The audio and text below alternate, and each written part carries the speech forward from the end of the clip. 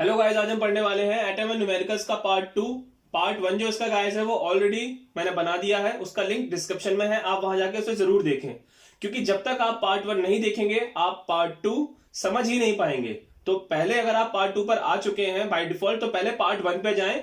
Description में मैंने link दिया है, उस लिंक पे क्लिक करें और पार्ट 1 जरूर देखें। उसके बाद हम पार्ट 2 पढ़ेंगे।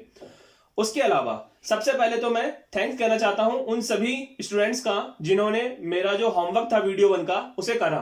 मैं एक बार नाम यहां पर रिवाइज कर देता हूं स्टूडेंट्स के। Sunita Kanaujia, Indian gamer free fire, Rupesh Kumar, Rahul Kumar, Pawan Kumar, Hrithik Balodi, Puneet Chaudhary. Thanks आप सभी लोगों को, क्योंकि आपने मेरा होमवर्क किया। ओके गाइज, आज इस वीडियो के अंदर भी मैं आपको सवालों के साथ साथ एक होमवर्क दूंगा, तो वो होमवर्क आपको जरूर करना है। सबसे पहली बात, ये जो क्वेश्चंस आपको आज बताए जा रहे हैं, आई प्रॉमिस 101% एक क्वेश्चन इनमें से जरूर आने वाला है पेपर में।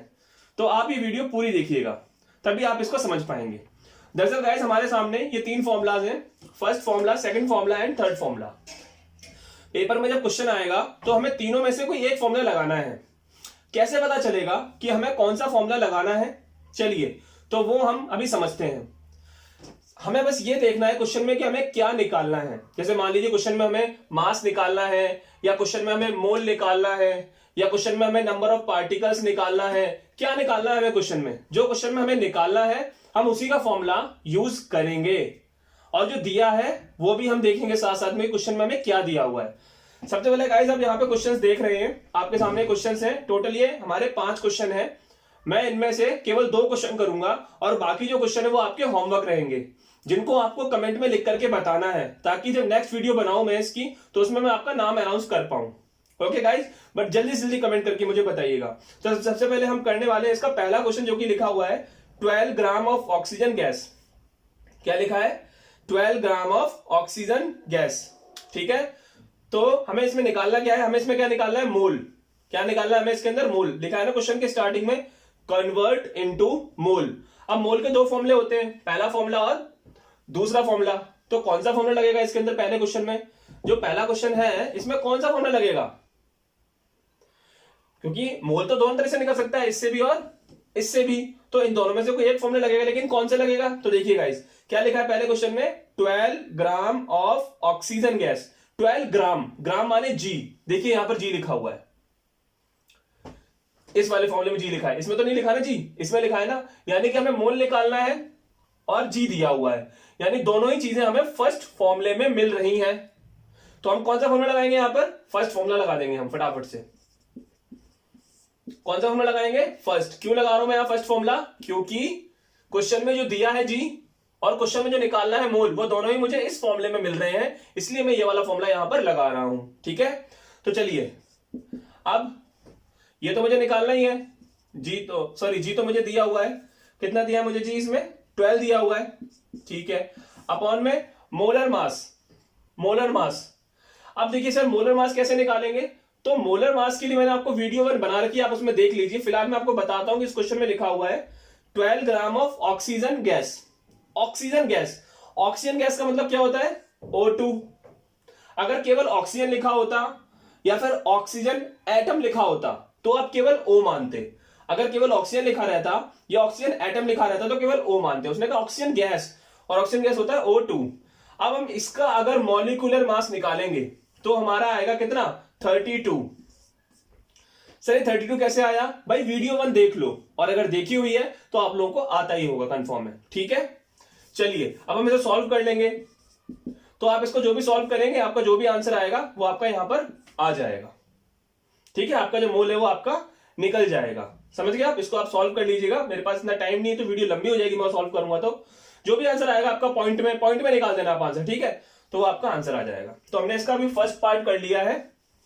अब हम इन्हीं क्वेश्चंस का 5th पार्ट करेंगे। कौन सा करेंगे? 5th part. ठीक है गाइस, तो हम इसका करने वाले हैं 5th पार्ट।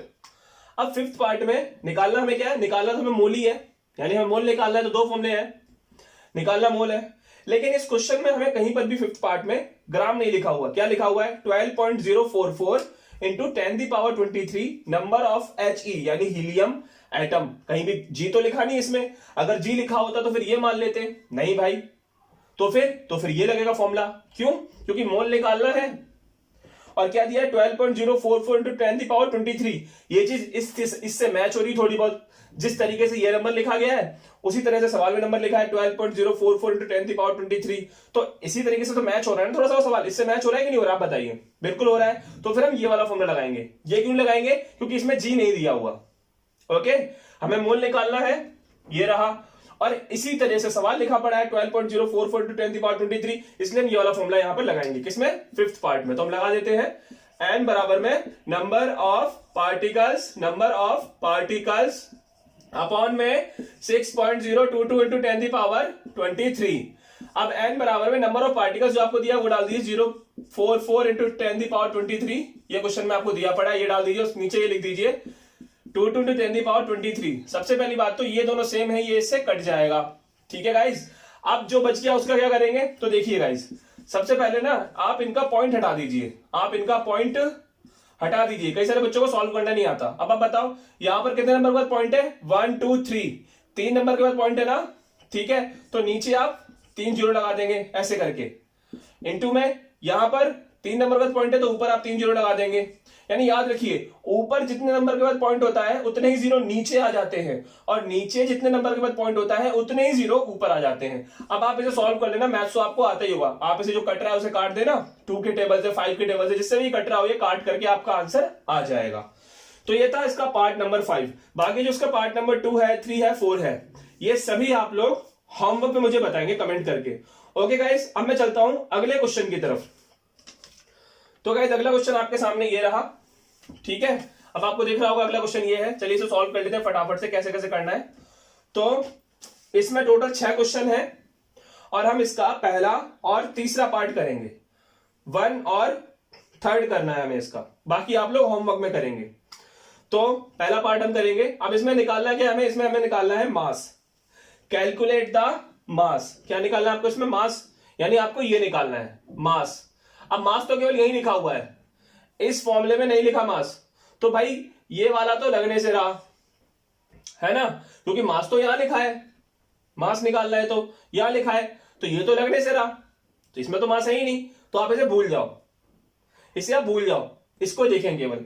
तो मास है, और क्या लिखा है पहले क्वेश्चन में? 0.5 मोल। 0.5 मोल, देखो ये लिखा हुआ है मोल। तो मास हमें निकालना है और मोल हमें दिया है, दोनों ही चीजें हमें इस फॉर्मूले में मिल रही हैं। मास निकालना है और मोल दिया है, दोनों ही चीजें हमें इस फॉर्मूले में मिल रही हैं, इसलिए हम ये वाला फॉर्मूला लगाएंगे। तो हम लगाएंगे n इक्वल्स टू में मास अपॉन में मोलर मास। ओके गाइस, अब मोल कितना है? n माने मोल होता है 0.5, आपको क्वेश्चन में दिया पड़ा ऑलरेडी वो। मास आपको निकालना है। अब मोलर मास जिसको नहीं आता वीडियो नंबर 1 देख लेना प्लीज, तभी आप इसे कर पाओगे। क्या लिखा है यहाँ पे? N2 gas. इसका मोलर मास कैसे निकालेंगे हम? तो वो आपको वीडियो 1 में देखना पड़ेगा। अगर आता है तो आप कर ही लोगे। 28 आएगा। ओके गाइस, कितना आएगा? 28। हम इस 28 का इससे क्या करेंगे? मल्टीप्लाई करेंगे। क्या करेंगे इससे? मल्टीप्लाई। 0.5 इंटू में 28, तो हमारा मास आ जाएगा। जो भी आंसर आएगा मल्टीप्लाई करने पे मैं बता देता हूं कितना आएगा आपका, 14 आएगा। उसके पीछे आप जी लगा देना, क्योंकि मास की पहचान क्या होती है? जी होती है। ठीक है गाइस, तो ये आपका फर्स्ट पार्ट हो गया। अब हम इसका करने वाले हैं पार्ट नंबर 3। ओके, अब पार्ट नंबर 3 देखते हैं इसका हम कैसे करेंगे। तो जो इसका पार्ट नंबर 3 है, निकालना तो हमें भी उसमें मास ही है। क्वेश्चन में यही कह रहा है ना, कैलकुलेट द मास, तो मास ही निकालना है हमें, तो मास निकालना है। लेकिन उस क्वेश्चन में 3 में कहीं पर भी मोल नहीं लिखा। जैसे फर्स्ट क्वेश्चन में मोल लिखा था ना, तो जो निकालना था मास और जो लिखा था मोल जो दिया था, वो दोनों चीजें मिल गई, तो हमने फर्स्ट वाला फॉर्मूला लगा दिया। लेकिन 3 ऐसा नहीं है, देखिए जरा ध्यान से। मास जो है वो हमें निकालना है, यानी मास तो ये रहा, लेकिन ना तो हमें उसमें मोल तो दिया ही नहीं है ना, तो फिर हम ये फॉर्मूला कैसे लगा देंगे 3 में? जो उसका 3rd पार्ट है क्वेश्चन का, उसमें हम ये फॉर्मूला कैसे लगाएंगे? आप बोलोगे सर मास तो निकालना है ना। अरे भाई मानता हूं मैं, मास निकालना है, ठीक है ये निकालना है, लेकिन जो दिया है वो मोल दिया होना चाहिए ना, तभी तो लगाओगे आप ये फॉर्मूला। अब मोल तो दिया नहीं है, तो सर सेकंड तो लगेगा नहीं ना। हाँ कंफर्म है, सेकंड में तो मास लिखा ही नहीं, तो लगेगा कैसे फिर सेकंड हमारा? तो सर फर्स्ट भी लगेगा। आप तो कह रहे हो इसका मतलब सर सेकंड तो वैसे नहीं लग रहा और फर्स्ट भी लगेगा आपके हिसाब से, तो क्योंकि इसमें मास निकालना है और मोल जो है लिखा है वो हमें दिया ही नहीं, तो फिर से कैसे लगाएंगे हम? तो भैया जब फर्स्ट भी ना लग रहा हो और सेकंड भी ना लग रहा हो, जब दोनों फॉर्मूले नहीं लगते हैं, तो हम कौन सा यूज करते हैं? Third formula. कौन सा यूज करते हैं? Third formula. तो ये फॉर्मूला कब यूज करना है एग्जाम में? जब किसी भी वजह से फर्स्ट भी ना लग पा रहा हो सही से और सेकंड भी ना लग पा रहा हो सही से, तब कौन सा लगाएंगे आप? थर्ड फॉर्मूला लगाएंगे। तुम थर्ड फॉर्मूला लिख देते फटाफट से, मास इज इक्वल्स टू में नंबर ऑफ पार्टिकल्स। ओके, ये हम लिख देते हैं फटाफट से, फॉर्मूला पहले लिख देते हैं हम लोग, ठीक है गाइस? ओके, तो हमने पहले फॉर्मूला लिख दिया, ठीक है। अब देखिए उसमें क्या क्या दिया है। तो जो लिखा है ना आपका 3.011 इंटू 10⁻23, ये तो इस क्यूब यहां पे आ जाएगा। 3.011 इंटू 10⁻23 ये यहां पर आ जाएगा। क्यों? क्योंकि नीचे ये लिखा पड़ा है ना, तो जो नंबर इसकी तरह देखने में होता है वो इसी के ऊपर आ जाता है।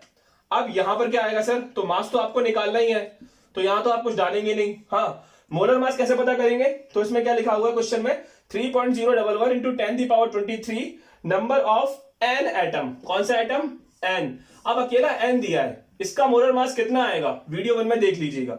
तो मोलर मास इसका आएगा 14।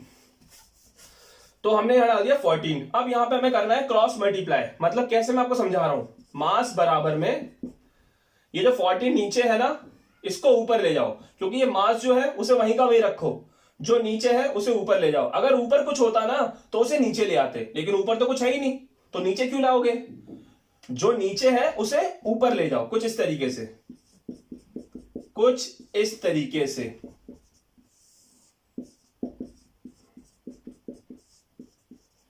ओके गाइस, अब जो सेम सेम है वो कट जाएंगे, वो कट गए। अब क्या करना है सर? पहले इस 14 का इससे मल्टीप्लाई करेंगे आप।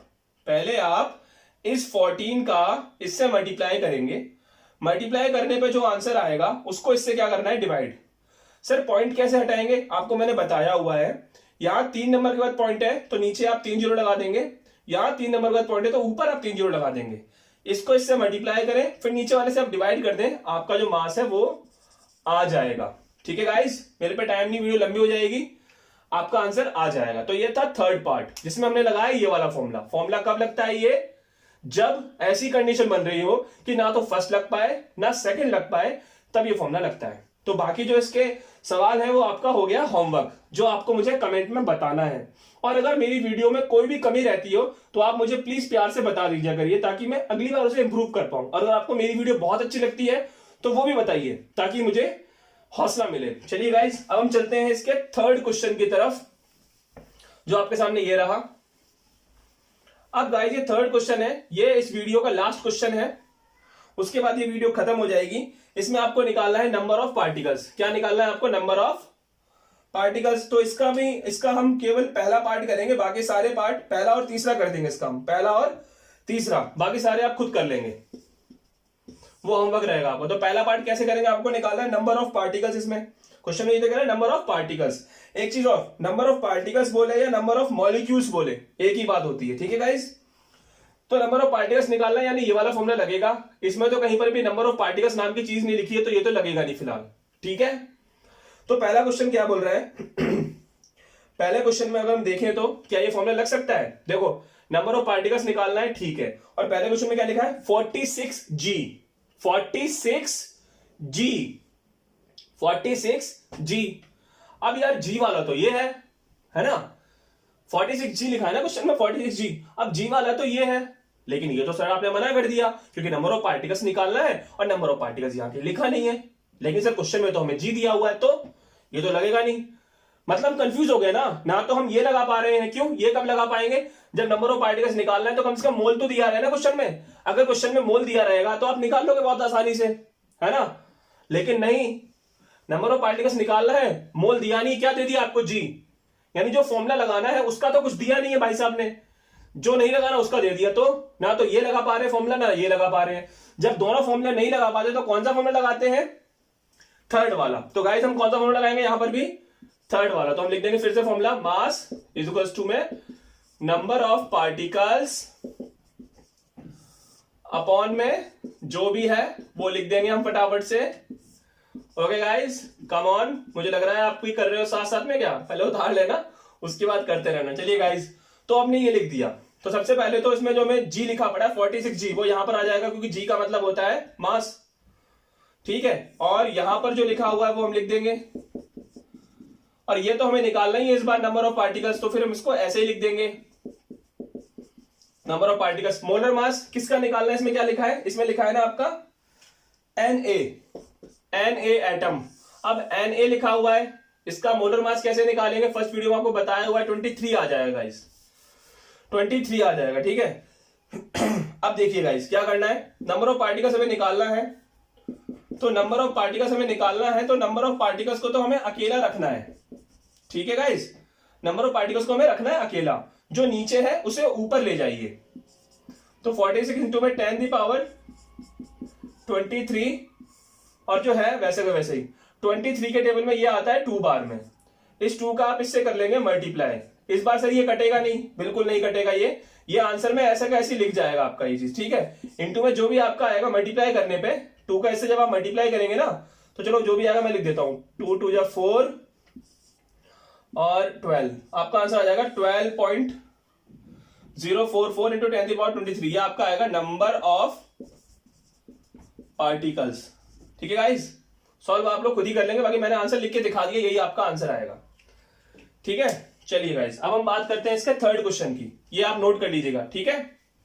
अब हम बात करते हैं इसके थर्ड क्वेश्चन की हम बात करते हैं, निकालना तो उसमें भी हमें वही है, नंबर ऑफ पार्टिकल्स। थर्ड में क्या निकालना है हमें, नंबर ऑफ पार्टिकल्स, ये निकालना है। और दिया क्या इसमें थर्ड में, थर्ड क्वेश्चन में आपको क्या दिया हुआ है, आपको दिया है 0.1 मोल। हाँ ये अच्छी बात है, क्यों, नंबर ऑफ पार्टिकल्स निकालना है, मोल दिया हुआ है, यानी सेकंड ही लग जाएगा, थर्ड तक जाने की जरूरत ही नहीं है ना, क्योंकि नंबर ऑफ पार्टिकल्स निकालना है और मोल दिया है 0.1, तो हम यही वाला फॉर्मूला लगा देंगे फिर, तो ये तो आसान है ना, नंबर ऑफ पार्टिकल्स अपॉन में 6.022 इंटू 10 पावर 23, यहां डालेंगे 0.1, number of particles 6.022 into 10 power 23, इसका इससे करेंगे मल्टीप्लाई, यानी 0.1, और इसका मल्टीप्लाई कर देंगे हम नंबर ऑफ पार्टिकल्स। अब 1 से किसी का मल्टीप्लाई करेंगे तो वही नंबर तो आएगा,